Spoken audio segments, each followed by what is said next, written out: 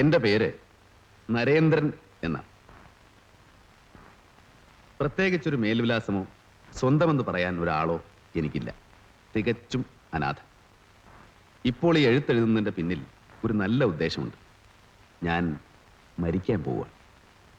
തെറ്റിദ്ധാരണ വേണ്ട. പ്രേമനൈരാശ്യമോ കടബാധ്യതകളോ ഒന്നുമല്ല കാരണം. ഇപ്പോൾ ഞാൻ സന്തോഷവാനാണ് എന്നത് മാത്രമാണ്.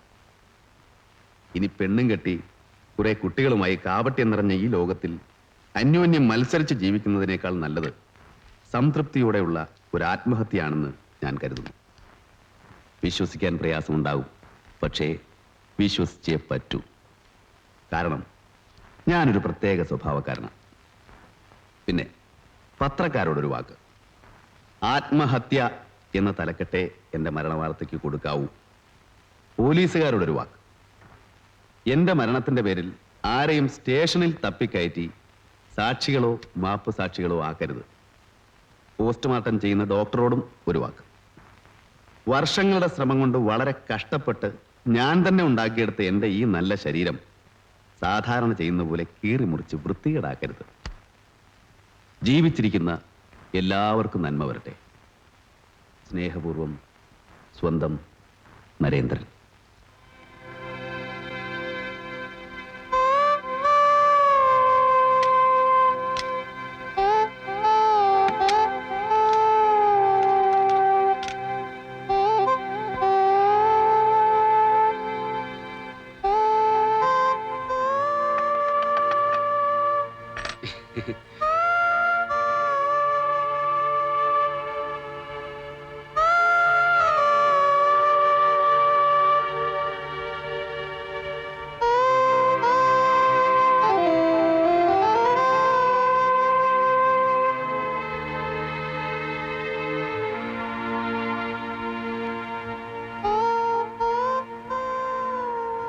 സാറേ, സാർ, അടുത്ത വണ്ടി എപ്പോഴാ?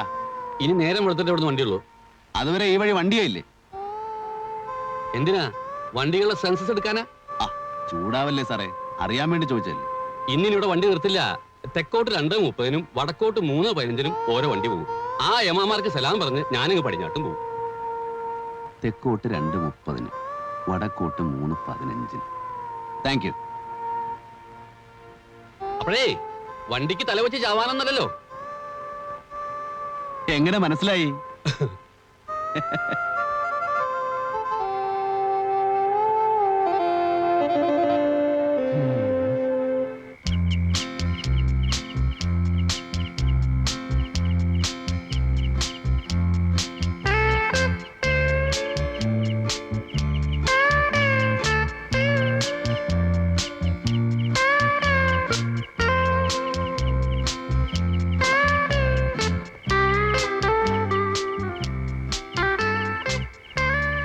രണ്ട് 30-ന് തെക്കോട്ട്. അവൻ തന്നെ ആയിക്കൊള്ളട്ടെ അന്തകൻ.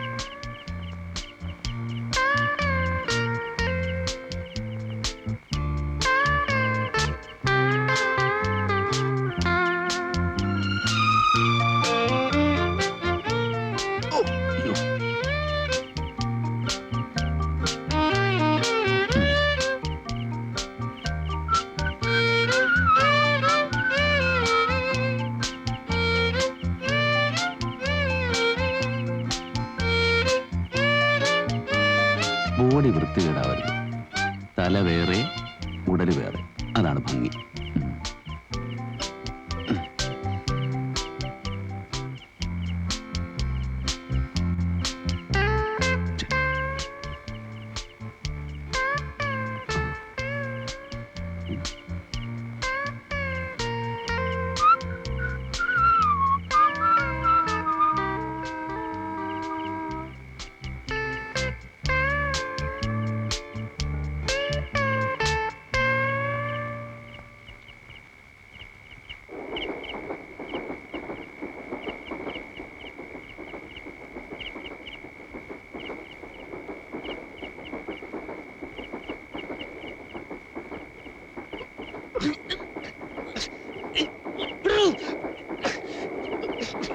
എന്നെ വിടാൻ വിടാനല്ല പറഞ്ഞു.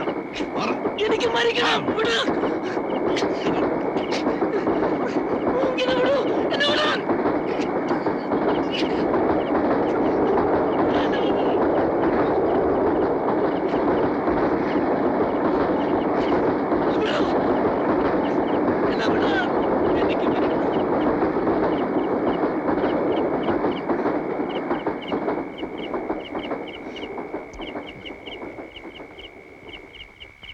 മനുഷ്യനെ മരിക്കാനേ സമ്മതിക്കില്ലേ? നിങ്ങൾ ആരാണ് മിസ്റ്റർ? നിങ്ങൾ എന്തിനാ എന്നെ പിടിച്ച് മാറ്റിയത്? തനിക്ക് മരിക്കല്ലേ വേണ്ടു. 3:15 വടക്കോട്ടൊരു ട്രെയിനുണ്ട്, അതിനാകാം. ഞാനും മരിക്കാൻ വന്നതാ. അതേ സ്നേഹിത, ദാ അപ്പുറത്ത് കിടന്നുകൊണ്ട് വണ്ടി ഒന്ന് നോക്കിയതാ. അപ്പോഴാ നിങ്ങളെ കണ്ടു. സത്യം പറഞ്ഞാൽ ആത്മഹത്യ ചെയ്യാനാണ് വന്നതെന്നുള്ള കാര്യം ഞാനങ്ങ് മറന്നുപോയി ടെൻഷനിൽ. നിങ്ങൾ ഇവിടെ കിടക്കുന്നത് എന്തിനാണെന്നറിയാതെ ഞാൻ എങ്ങനെ മനസ്സമാധാനത്തോടെ മരിക്കും? അല്ല പറ. പോലെ പോലെ നിൽക്ക്, പറയട്ടെ. 3:15 വടക്കോട്ടൊരു ട്രെയിനുണ്ട്, അതുവരെ നമുക്ക് സംസാരിച്ചിരിക്കാം. എന്നിട്ട് വണ്ടി വരാറാവുമ്പോൾ ട്രാക്കിൽ കയറി കിടന്ന് സുഖമായിട്ട് മരിക്കാം. പേര് പറഞ്ഞില്ലല്ലോ, എൻ്റെ പേര് നരേന്ദ്രൻ. അല്ല, ഞാൻ ഇപ്പോഴാ ശ്രദ്ധിച്ചത്. എന്താ ദേഹത്തൊക്കെ ചോര? എന്തെങ്കിലുമൊക്കെ പറഞ്ഞങ്ങാതി. അടുത്ത ട്രെയിൻ വരാൻ ഇനി അധികം സമയമില്ല.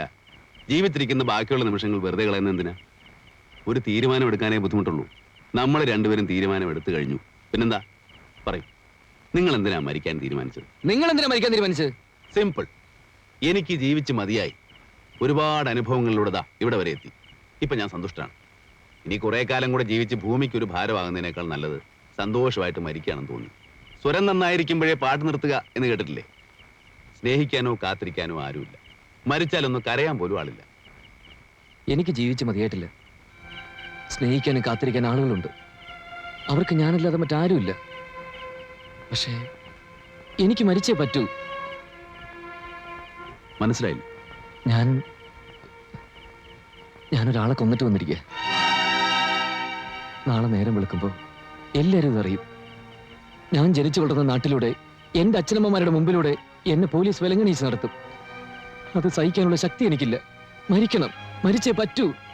വ്യക്തമായി പറയൂ, എന്താണ് സംഭവിച്ചത്?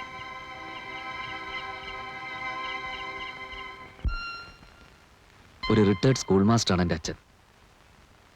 എനിക്കൊരു ജോലി കിട്ടാൻ എന്നും പ്രാർത്ഥിക്കാറുള്ള അമ്മയും അനിയത്തിയും. ഇന്റർവ്യൂ, പരീക്ഷകൾ ഒന്നും ശരിയായില്ല. ആ സമയത്ത് ദേവദൂതനെ പോലെ ഒരാൾ പ്രത്യക്ഷപ്പെട്ടു. ഡേവിഡ്. നമസ്കാരം. അയാൾ അച്ഛൻ്റെ ഒരു പരിചയക്കാരനായിരുന്നു. നീ ഡേവിഡിനെ അറിയില്ലേ? അറിയാം. ജോലിയൊന്നും ആയില്ലല്ലേ? ഇല്ല. ഞാനൊരു ജോലി ശരിപ്പെടുത്തി തന്നാൽ സ്വീകരിക്കാൻ തയ്യാറാണ്. എനിക്കൊരു ജോലി ശരിയാക്കി തരാമെന്ന് അയാളെ ഏറ്റു. പക്ഷെ ഒരു കണ്ടീഷൻ. ഒരു ചിട്ടിക്കമ്പനിയിൽ മാനേജർ. ജോലി കിട്ടണമെങ്കിൽ പക്ഷെ 1 ലക്ഷം രൂപ ഡെപ്പോസിറ്റ് ചെയ്യണം. കുറെ നിക്ഷേപകരെ സംഘടിപ്പിച്ചു കൊടുക്കുകയും വേണം. പലതും പറഞ്ഞ് ഞങ്ങളെ അയാൾ വിശ്വസിപ്പിച്ചു. 1 ലക്ഷം. നിങ്ങൾ ആരും അതോർത്ത് ബുദ്ധിമുട്ടൊന്നുമില്ല. എനിക്കത് വിധിച്ചിട്ടില്ലെന്ന് ഞാൻ കരുതിക്കൊള്ളാം. എന്നാലും മോനെ, നിനക്കൊരു ജോലിക്ക് വേണ്ടിയല്ലേ? അങ്ങനെ കരം ചോദിച്ചാലും അച്ഛാ 1 ലക്ഷം രൂപ ഇക്കാലത്ത് ആരും തരില്ല. തന്നാൽ നമുക്ക് എങ്ങനെ തിരിച്ചു കൊടുക്കാൻ പറ്റും? ചേട്ടൻ വിഷമിക്കണ്ട, ഇതുകൊണ്ട് വിറ്റോളൂ. കടം വാങ്ങിയും അനിയത്തിയുടെ ആഭരണങ്ങൾ വിറ്റും പണമുണ്ടാക്കി. പരിചയമുള്ള പലരെയും ചെന്ന് കണ്ട് നിർബന്ധിച്ച് RK ചിറ്റ് ഫണ്ടിൽ നിക്ഷേപകരാക്കി. ഒരു ജോലി കിട്ടിയാൽ കുടുംബം രക്ഷപ്പെടുമല്ലോ എന്ന ആശ്വാസമായിരുന്നു ഞങ്ങൾക്ക്.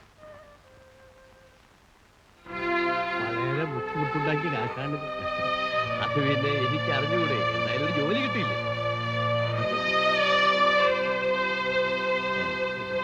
സമയമായി.